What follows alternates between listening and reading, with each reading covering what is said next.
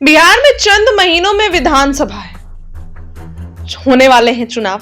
इसकी सरगर्मियां तेज हो चुकी है। दिल्ली से पटना तक बैठकों और इफ्तार पार्टी का दौर चल रहा है। एनडीए और महागठबंधन के भीतर हरकतें तेज हैं। एक तरफ एनडीए में नीतीश कुमार के नेतृत्व में फिर से चुनाव लड़ने को लेकर माथापच्ची चल रही है, तो दूसरी तरफ गठबंधन में कांग्रेस और राजद के बीच खींचतान मुद्दा बना हुआ है।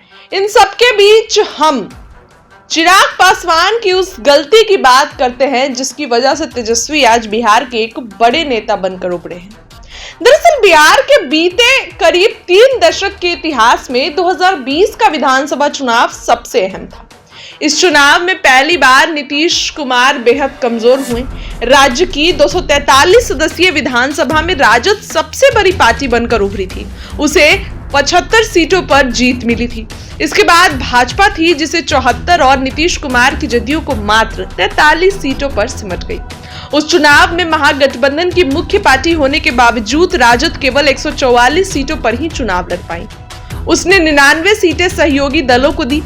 इनमें से सबसे ज्यादा 70 सीटों पर कांग्रेस ने चुनाव लड़ा, लेकिन जीत प्रतिशत के मामले में राजद ने शानदार बढ़त हासिल की। जानकार तो यहां तक बताते हैं कि अगर तेजस्वी यादव ने कांग्रेस के प्रति दरिया दिल नहीं दिखाई होती तो आज राज्य के सीएम होते। चुनावी नतीजों का असर यह हुआ कि एनडीए में नीतीश कुमार कमजोर हो गए। उनके नेतृत्व में 2020 में बिहार में एनडीए की सरकार बनी, लेकिन उनकी धमक कमजोर हो गई। सरकार में भाजपा उन पर भारी पड़ने लगी। ऐसे में नीतीश कुमार ने पलटी मार दी। वो 2021 में तेजस्वी की राजद के साथ सरकार बना ली है। तेजस्वी यादव डिप्टी सीएम बने और उनके कार्यकाल में राज्य में सरकार नौकरियों को बम्पर वैकेंसी निकाली गई। रिकॉर्ड समय में करीब 2.5 लाख शिक्षक की बहाली हुई। इससे राज्य में नौकरी और बेरोजगारी मुद्दा बन गया। उनके सरकार में रहते राज्य में जाति आधारित सर्वे कराया गया। फिर ओबीसी आरक्षण की सीमा बढ़ाकर 65% कर दी गई। इससे राज्य में राजनीतिक नैरेटिव पूरी तरह बदल गया। भाजपा का राष्ट्रवाद और हिंदुत्व के मुद्दे की धार भोथर होने लगी। हालांकि नीतीश कुमार राजद के साथ भी सहज नहीं रहे और फरवरी-मार्च 2024 में फिर पाला बदल लिया। उन्होंने फिर से भाजपा के साथ सरकार बनाई। लेकिन तेजस्वी यादव के करीब 1.5 साल डिप्टी सीएम रहने के दौरान उन्होंने अपनी एक पहचान बना ली। उन्होंने नौकरी के मुद्दे और प्रभावी बना दिया।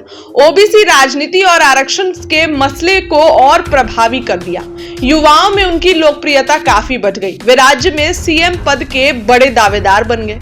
यानी यह पूरा रायता चिराग पासवान ने फैलाया, जिसमें सीएम के कमजोर होने का सीधा फायदा राजद और तेजस्वी को मिला, जबकि चिराग और भाजपा के रणनीतिकारों का मानना था कि जदयू के कमजोर पड़ने से भाजपा मजबूत होगी। लेकिन यहां तो तेजस्वी मजबूत हुए, लेकिन ऐसा नहीं हुआ। नीतीश कुमार ने ऐसा खेल खेला कि चिराग की सब रणनीति उनको ही उल्टी पड़ गई, क्योंकि नीतीश कुमार है। नीतीश कुमार बिहार के किंग मेकर हैं और नीतीश कुमार 18 साल से बिहार की सत्ता पे यूं ही नहीं काबिज है। तो पूरा यहां पर लफड़ा तो चिराग पासवान ने किया। और अभी भी आप देखिए कि कई मुद्दों पर चिराग पासवान तेजस्वी यादव का साथ देते हैं।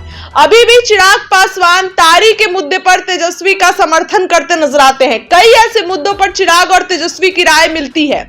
तो आप देखिए कि मामला अभी भी फंसा हुआ है, मामला अभी भी पेचीदा है। फिलहाल इस खबर के लिए इतना ही। क्या लगता है कमेंट करके बताइए। बहुत बहुत धन्यवाद।